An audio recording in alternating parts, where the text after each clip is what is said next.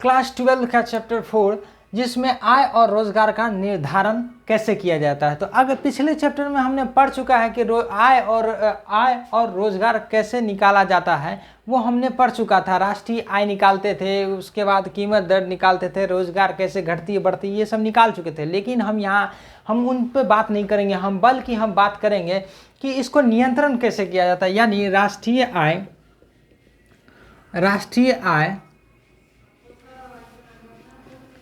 आय, कीमत दर, ब्याज दर को नियंत्रण कैसे किया जाता है, उन पर हम बात करेंगे। नियंत्रण कैसे किया जाता है, हम उन पर बात करेंगे। साथ ही इनमें समष्टि अर्थशास्त्र, अंत के सिद्धांत, मौलिक सिद्धांत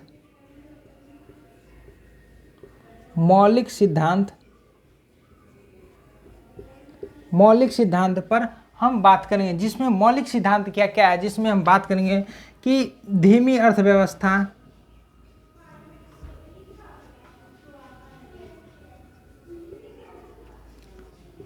अर्थव्यवस्था, मंदी, कीमत दर कैसे बढ़ती है और कैसे घटती है। उसके बाद बेरोजगारी,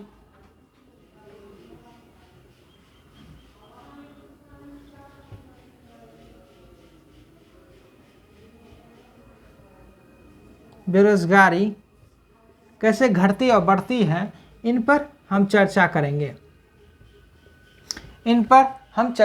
साथ ही हम बात करेंगे सेटेरस पोरिबस।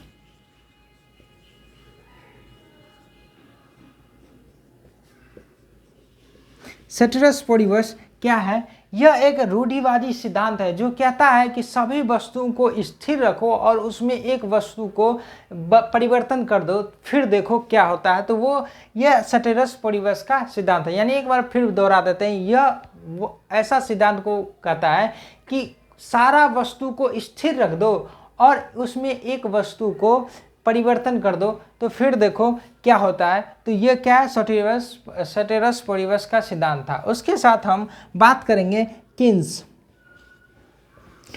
का सिद्धांत। किन्स क्या बोलता है बेरोजगारी के दर पर? क्योंकि हमने पिछले चैप्टर में हमने पढ़ा था कि जब यूरोप में, उसके बाद अमेरिका में जब महामंदी आई, तो वहाँ उससे पहले यह विचार को मानता था कि जो कंपनियां हैं वो अपनी कुल क्षमता के साथ निरंतर चलती रहेंगी। लेकिन जब 1929 और 1936 के बीच में महामंदी आने में जब महामंदी आया, तो उस टाइम भारी बेरोजगारी देखी गई। तो ये प्रोफेसर किन्स, जो स्वाभाविक है, जहाँ भी अगर एक बहुत सारा लंबे समय तक बेरोजगारी रहे, मंदी रहे, तो वहाँ क्या होगा, एक सिद्धांत का प्रतिपादन तो संभवतः कोई न कोई करेगा। जो एक प्रोफेसर किन्स थे, उन्होंने एक बेरोजगारी का सिद्धांत दिया, जो हम आगे पढ़ेंगे। उसके साथ हम देखेंगे कि समग्र मांग और उसके इट्स कंपोनेंट, यानी उसके अवयव क्या हैं। समग्र मांग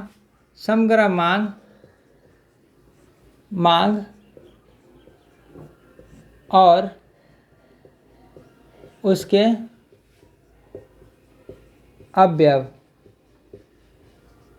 अवयव, यानी total demands and it's component. समग्र मांग और उसके अवयव। तो हमने पिछले चैप्टर में आपको पढ़ाया था समग्र मांग, यानी जब पूरा बहुत सारा मांग होता है तो उस टाइम में क्या होता है, तो क्या करते थे कि जब कंपनी मांग होता था तो क्या करता था, उत्पादन बढ़ा देता था। उत्पादन जो बढ़ा देता था तो रोजगार मिलने लगता था, और भोग बढ़ा तो कंपनी उत्पादन कर देती थी, लोगों के पास क्या होता था, रोजगार मिलने लगता था। उत्पादन बढ़ जाता था, रोजगार मिलने जाता था। तो यही क्या है, तो हम उत्पादन पढ़ते थे।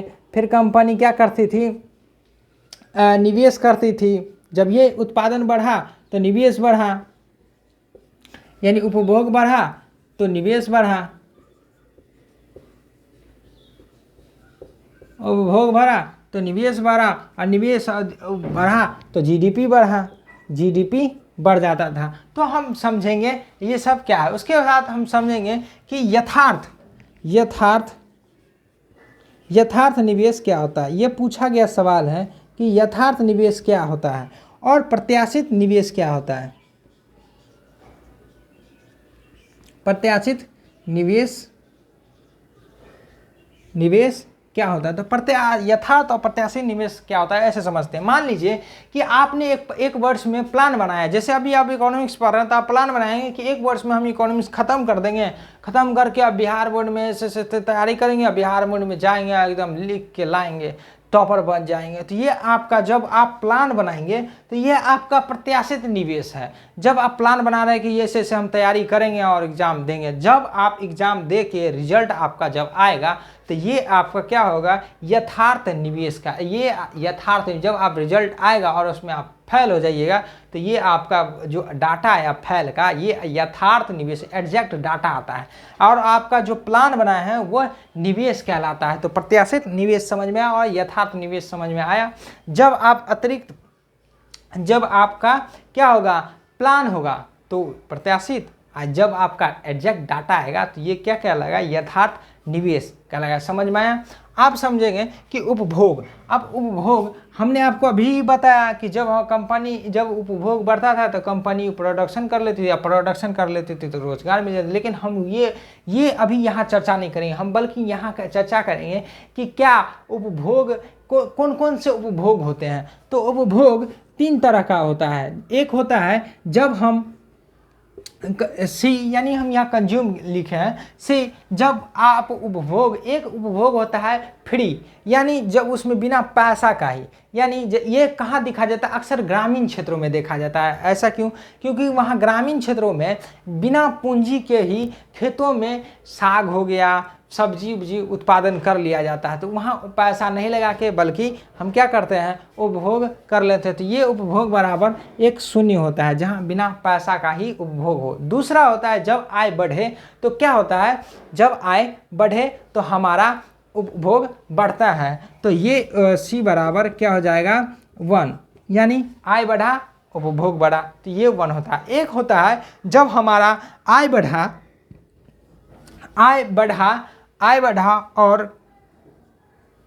बढ़ा तो हम क्या किए, बचत कर लिए। तो बचत किए तो इसको MPC बराबर क्या हो जाएगा, ये हमारा जो बचत हुआ वो कहलाएगा, तीसरा नंबर कहलाएगा। समझ में आया, ये आएगा। इसको हम लिखते कैसे हैं, फलन कैसे करते हैं, उपभोग फलन। तो हम इसको लिखते हैं C बराबर C प्लस CY, ऐसे हम इसको लिखते हैं। एक एग्जाम्पल से हम समझ लेते हैं, एक इसका ग्राफ पहले समझ लेते हैं। ग्राफ जैसे उपभोग फलन क्या होता है, तो उपभोग फलन ये हमारा क्या हो गया, निवेश हो गया, और निवेश हो गया, ये हमारा क्या हो गया, उपभोग फलन। C बराबर C प्लस CY, ये हमारा उपभोग फलन हो गया। ये इतना समझ में आया।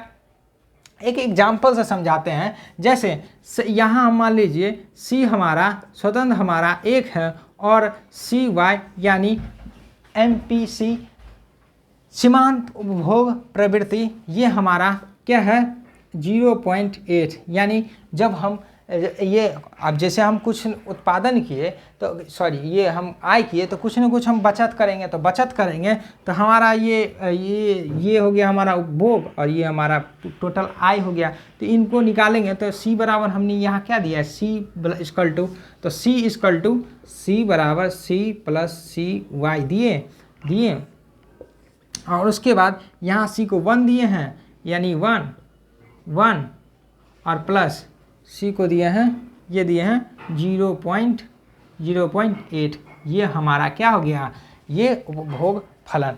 अब इसी में हम सेविंग भी करते हैं। तो सेविंग जब हम क्या करें, ये निकाल लें, जब हम ये माइनस कर देंगे, इसमें माइनस कर देंगे तो कितना बचेगा, 2 बचेगा, 0.2 बचेगा। तो ये हमारा क्या कहलाएगा, सेविंग कहलाएगा। ये हमारा उपभोग फलन आएगा। समझ में ये आया, उपभोग फलन क्या होता है। आप समझ लेंगे कि निवेश क्या होता है।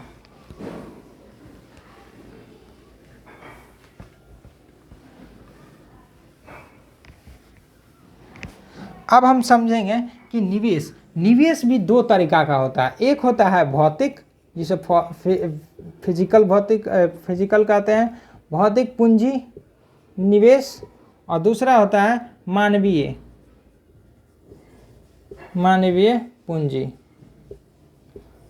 पहले हम मानवीय पूंजी समझें। मानवीय पूंजी वो होता है जब सरकार या व्यक्ति स्वयं, अपने परिवार या देश, अपने गवर्नमेंट अपने देश के अंदर लोगों को स्किल डेवलपमेंट पर खर्च करे, स्वास्थ्य पर खर्च करे, शिक्षा पर खर्च करे, तो ये क्या हमारा हो जाएगा, मानवीय पूंजी निवेश कहलाएगा। शिक्षा पर, स्वास्थ्य पर, स्किल डेवलपमेंट पर,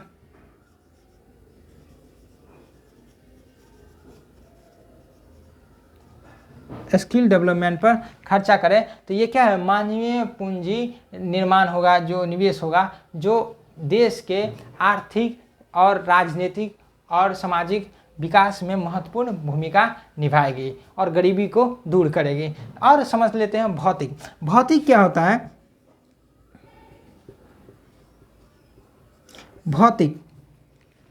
भौतिक पूंजी क्या होता है, यानी जब कंपनी या व्यक्ति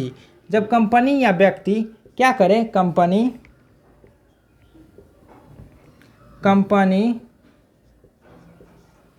या व्यक्ति कंपनी जब उत्पादन के लिए क्या करे, मशीन पर खर्च करे, उसके साथ क्या करे, उपकरण मकान पर खर्च करे, तो ये हमारा क्या लाएगा, क्या भौतिक है। ये ध्यान दीजिएगा, ये सब मध्यवर्ती है। क्योंकि ये हमें वस्तु के उत्पादन में महत्वपूर्ण भूमिका निभाती है, ये वस्तु के उत्पादन में भूमिका निभाती है। तो ये क्या, अंतिम रूप से नहीं, ये बीज का काम करती है, जो अंतिम वस्तु के निर्माण में सहयोग करती है। तो ये क्या है, मध्यवर्ती वस्तु, ये मध्यवर्ती भी है। और एक व्यक्ति, जो व्यक्ति अपने परिवार में क्या करती है, घर बनाती है, तो ये क्या है, उसका भी भौतिक पूंजी, जो भौतिक निर्माण करे, वस्तु को निर्माण करे, वो क्या लगा, ये भौतिक पूंजी निवेश का लगा है। तो इतना समय इसको कैसे लिख सकते हैं, तो इसको हम लिखे I बराबर I, यानी ये हो गया, I मतलब हो गया इन्वेस्ट।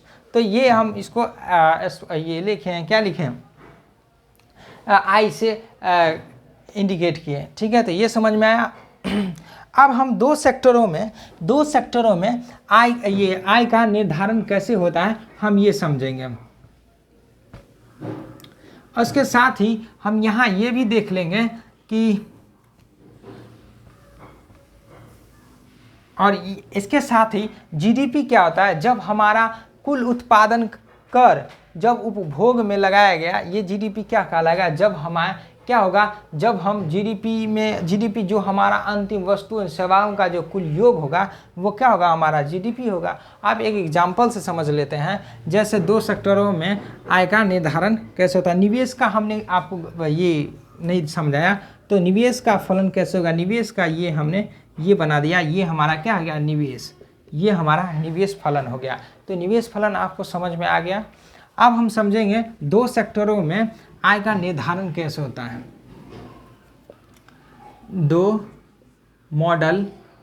दो सेक्टर मॉडल में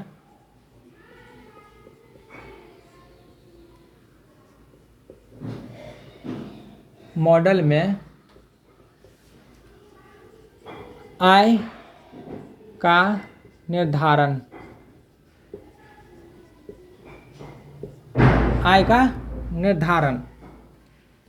समझते हैं। हमने फर्स्ट प्लस सेकेंड, यानी निवेश आय को लिया बराबर, फर्स्ट हम ले लिए C बराबर क्या है, C प्लस CY, और सेकेंड वाला I बराबर I लिए, और इन दोनों को हम जोड़ देंगे तो ये क्या हो जाएगा, टोटल दो सेक्टर में समग्र मांग में टोटल ये है, दोनों को जोड़ेंगे, टोटल समग्र मांग था, तो समग्र मांग में हम दोनों को जोड़ेंगे तो टोटल डिमांड्स इक्वल टू क्या हो जाएगा, C plus I plus C Y, ये हमारा क्या हो जाएगा समग्र मांग में। तो ये क्या है समग्र मांग में हमारा ये क्या आया निवेश, और ये इसको ग्राफ विधि से कैसे हम दिखा सकते हैं, तो ग्राफ विधि से ऐसे दिखा सकते हैं। जैसे हमारा निवेश, हमने निवेश क्या करते थे ऐसे किए, उसके बाद हमारा ये हम कैसे बताएं, तो ये हम बताएं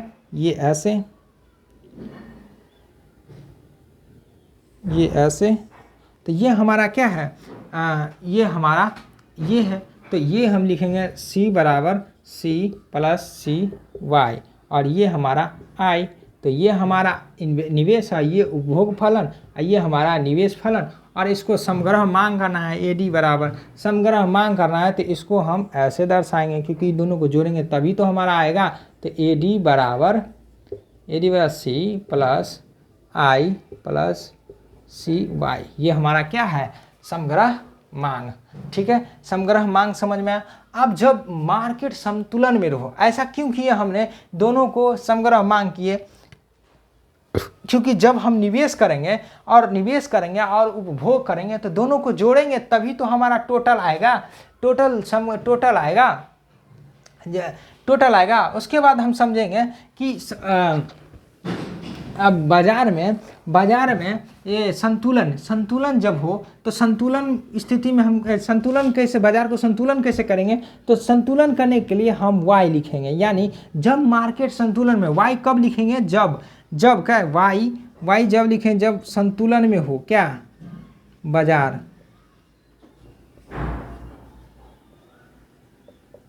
बाजार संतुलन में हो। अगर बाजार संतुलन नहीं है तो y नहीं आएगा, तो इसलिए हम इसको अब c प्लस आई प्लस सी वाई लिखेंगे। अब संतुलन करने के लिए कैसे करें हम, तो संतुलन करने के लिए हम ग्राफ विधि से हम दिखा सकते हैं। जैसे हमने आई निवेश लिया, ये क्या है निवेश लिया, उसके बाद हम क्या करेंगे, ये उपभोग लिए, उपभोग ये हमारा उपभोग हुआ, ये हमारा उपभोग हुआ, C बराबर C प्लस सी वाई, ये हमारा उपभोग हुआ। अब हम इसको संतुलन करना है तो पूर्ति करना पड़ेगा, निवेश किए और क्या किए उपभोग किए, तो इसको हमको संतुलन करना पड़ेगा। तो संतुलन करने के लिए हमें 45 डिग्री का एक एंगल बनाना पड़ेगा। ये हमारा क्या हो गया संतुलन, ये हमेशा 45 डिग्री का एंगल बनेगा, ये हमेशा क्या करेगा संतुलन। तो आप संतुलन समझ में आया, अब ये संतुलन हो गया, आप संतुलन समझ में आया। अब हम यहाँ जो C और ये I है यानी इन्वेस्ट और ये कंजम्पशन, इसको हम शॉर्ट फॉर्म में लिख सकते हैं y, इसको हम लिख सकते हैं C प्लस I बराबर A ऐसे लिख सकते हैं। तो अब इसको हम ऐसे लिखेंगे y बराबर A प्लस सी वाई, ऐसे हम लिख सकते हैं। तो इसको थर्ड हम मान लिए। समझ में आया। अब इसको एक एग्जाम्पल से हम भी समझ सकते हैं। कैसे एग्जाम्पल से,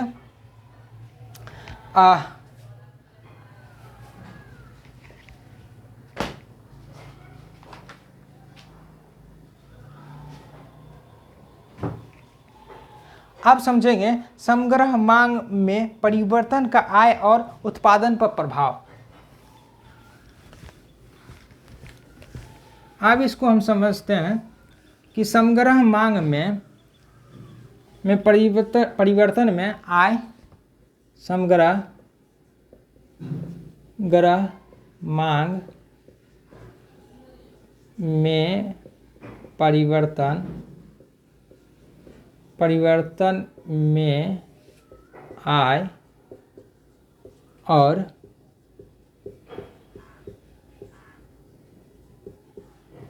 रोजगार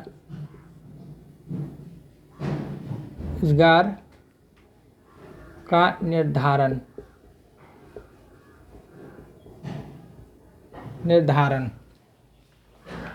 रोजगार में निर्धारण। और इसके पहले ये भी समझ लेते हैं कि जब कंपनी अब तो हम व्यक्ति, और वहाँ जब हम y बराबर ए डायरेक्ट लिख दिया प्लस सी वाई लिख दिया, हमने लिख दिया। जब मार्केट संतुलन में हमको करना था कर दिए, लेकिन हमने वहाँ सिर्फ ध्यान दिया, हम ही भूल गए कि ध्यान नहीं दिए कि वहाँ हम जब हम व्यक्ति और कंपनी को जोड़े, जब निवेश और उपभोग को ही जोड़े, लेकिन जब उत्पादन हम जब करते हैं तो उत्पादन करते हैं तो बहुत सारा ऐसा वस्तु है जो सरकार क्या करती है, उस पर सब्सिडी देती है, सब्सिडी भी देती है। और साथ ही जब हमारा जो असली आय है यानी MPC, मार्जिनल प्राइस, ये सीमांत उपभोग प्रवृत्ति, जब सीमांत उपभोग प्रवृत्ति था, जो हमारा आय था वो क्या था, उसमें हमें सरकार टैक्स भी लेती है। तो हमने वो थोड़ा भूल गए थे, लेकिन हम अब सही कर देते हैं। तो वो हमने नहीं जोड़ा। तो हम y यानी जब संतुलन में हो, जब a और प्लस c और उसके g, क्योंकि गवर्नमेंट हमें सब्सिडी भी देती है, प्लस इसको c और इसको हम ऐसे लिख सकते हैं -t, क्योंकि माइनस इसलिए लिखे, t क्या है, हमारा आय से लिया गया धन है, टैक्स में जाता है, तो इसको हम ऐसे लिख सकते हैं। तो ये इतना समझ में आया, ये फोर्थ था। ठीक है, आप समझेंगे कि जब समग्र मांग और परिवर्तन में आय और रोजगार का निर्धारण कैसे, जब समग्र मांग में परिवर्तन आ जाए, जैसे एक एग्जांपल लीजिए कि यहाँ ये क्या लिया, y बराबर c plus i plus CY। यहाँ i क्या है, हम मान लेते हैं 40, ठीक है, और 10 क्या है हमारा इन्वेस्ट, यानी ऐसे लिख देते हैं C बराबर 40, I बराबर 10 और C यानी जो हमें आय किए, कमाए हम, तो वो हमारा आय किए और खर्च किए तो 0.8 है। ठीक है, ठीक है, ठीक है, ये इतना है। अब इसको हम लिखते हैं y बराबर c plus i plus CY। तो c के जगह पर 40, y बराबर 40 प्लस 10 प्लस 0.8 y। तो ये y वाला हम इधर ले आएंगे, तो ये 1 और माइनस 0.8 y है, और प्लस ये क्या हो गया 50, ये क्या हो गया 50। जब ये 50 हो गया तो अब हम इसको करेंगे, तो ये 1 है क्योंकि यहाँ आगे 1 है और y है, ये क्या है 0.8 में है, तो इसको माइनस करेंगे तो 0.2 y आएगा इक्वल टू 50 आएगा। अब इसको हम ऐसे निकालें तो ये क्या हो जाए 50 बाय 0.2, इसको हटाए, पॉइंट को हटाए तो यहाँ 0 आएगा, 2 को किए तो 250 आया। तो ये देखिए ये हमारा इतना आया। अब दूसरा हम फिर निकालते हैं, जिसमें हम क्या करें, इसको हम इतना ही रहने दें, 40 रह दें। इसमें हम ये क्या करें, निवेश को हम क्या करें बढ़ा दें। जैसे यहाँ हम निवेश को किए, C को 40 ही रहने दिए और I को हम क्या किए 20 कर दिए। यहाँ 10 था, हम 20 कर दिए यहाँ, और CY क्या हमारा 0.8 ही है, सब सेम है, सिर्फ हम इसको बदल दिए। तो आप देखते हैं y बराबर c plus i plus CY। अब इसको डाटा बिठाएं तो 40 प्लस 20 प्लस 0.8 है। ठीक है, y, और y वाला इधर आ जाएगा, तो हम सेम यहाँ जो हम किए थे माइनस किए थे, ये हम डायरेक्ट लिख देते हैं, या ऐसे ही कर देते हैं 0 माइनस 0.8 y बराबर 60, और यहाँ 0.2 y बराबर 60 और y बराबर 60/2। तो ये दशमलव हटा तो ये यहाँ 0 आया, तो 2 को किए 300। आप देखिए कितना फर्क आया, थोड़ा सा क्या संग्रह मांग में, अगर थोड़ा सा इसमें क्या किया निवेश बढ़ा, कि यहाँ देखिए 50 का अंतर गया, यहाँ 250 आया, यहाँ 300 आया, थोड़ा सा निवेश बढ़ा, यहाँ इतना का अंतर आया। इसलिए क्या करती है गवर्नमेंट, RBI क्या करती थी कि मॉनेटरी पॉलिसी लाती थी, जिससे कि क्या हो बाजार संतुलन में हो, नहीं तो बाजार क्या होता अस्थिर हो जाता, मंदी आ जाती तो रोजगार क्या होता घटता, या मुद्रास्फीति आता तो रोजगार घटता। तो इससे क्या होता देश के आर्थिक स्थिति खराब होती, धीमी अर्थव्यवस्था कैसे आएगी, ऐसा ही ना आती है कि अगर रोजगार या उपभोग अगर ज़्यादा हो या कम हो तो क्या सीधे इकोनॉमिक पर प्रभाव पड़ता है, उपभोग ज़्यादा हो तो रोजगार मिलता था तो बेरोजगारी कम होती थी, जबकि उपभोग कम तो क्या होगा, रोजगार कम, क्योंकि उत्पादन कम और मजदूर कम, तो क्या होगा, यही होता था। अब इसको ग्राफीय विधि से हम संतुलन करते हैं। जैसे हम यहाँ एक ग्राफ लिए और हम क्या करें, निवेश विधि दिखा रहे हैं, निवेश दिए, ठीक है। अब हम निवेश किए तो अब हम उपभोग करेंगे, क्योंकि ये हमने क्या लिया, 40, ये हमारा स्वतंत्र था तो 40 हमने लिया, लेकिन 10 रुपया हम यहाँ जोड़े हैं तो यहाँ अब 10 यहाँ जोड़े हैं तो इसको 10 बढ़ाएंगे।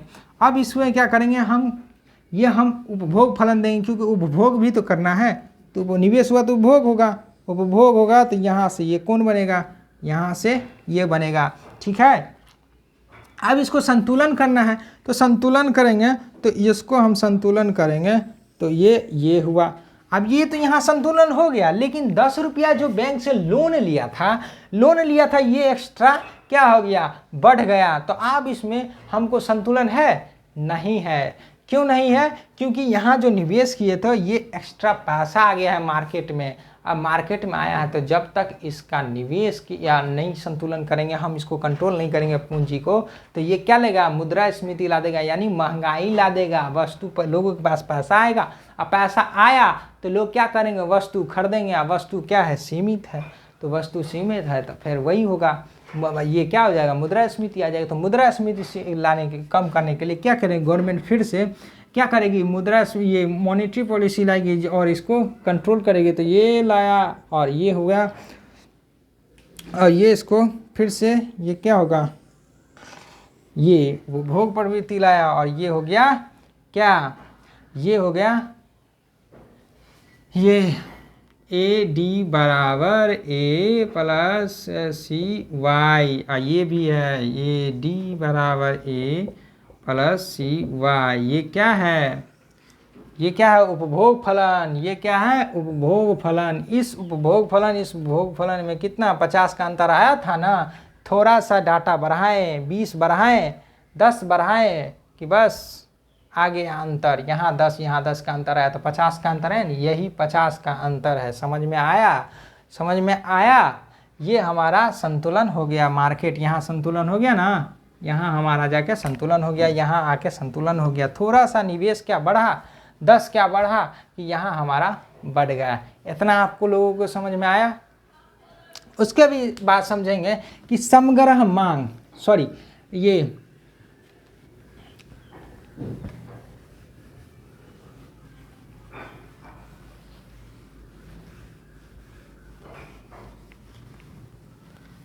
उसके साथ हम पढ़ेंगे कि गुणांक विधि क्या होता है।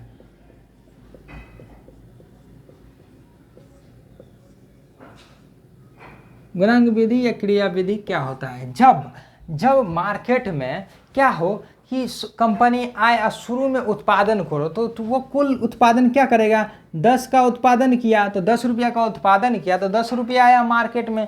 यानी मार्केट में कैसे आया, क्योंकि जब हम उत्पादन के कारक पर उत्पादन जब करते थे तो उसमें श्रम लगता था, पूंजी लगता था, उसमें भूमि पर ये क्या टैक्स देना, भूमि पर देना पड़ता था, हमको रेंट देना पड़ता था, कंपनी लाभ रखती थी, ये सब देना पड़ता था, ब्याज देना पड़ता था।